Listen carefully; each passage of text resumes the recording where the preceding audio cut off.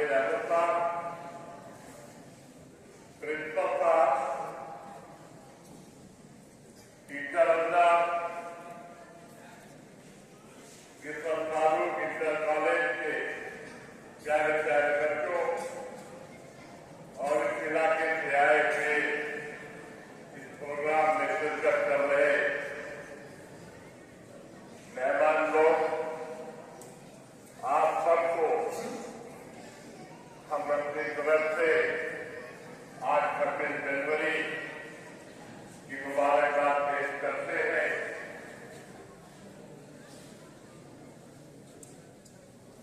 आप जानते हैं कि हमारा देश 1945 से पहले अंग्रेजों का गुलाम हुआ करता था। हमारे देश के पूर्वजों ने देश की आजादी के लिए बड़ी लंबी लड़ाई लड़ी, तब जाके हमारा ये मुल्क हिंदुस्तान 1945 में आजाद हुआ। जब हमारा देश आजाद हुआ तो हमारे देश का अपना कोई आईन, कोई संविधान नहीं था। तय किया गया कि हमारे देश का एक संविधान बने जिसके मुताबिक ये देश चले, और उसी के मुताबिक 26 जनवरी 1950 को हमारे देश का संविधान पेश किया गया। हमारे देश में 26 जनवरी 1950 को देश का संविधान लागू हुआ। तब से हमारा ये मुल्क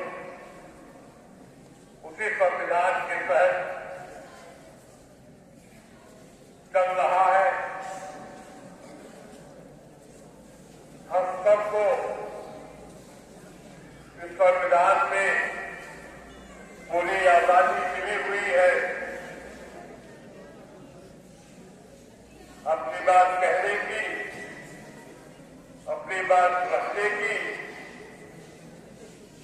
इस देश में सबको बराबर का हक मिला हुआ है। ये देश सबको साथ लेकर चलने वाला देश है।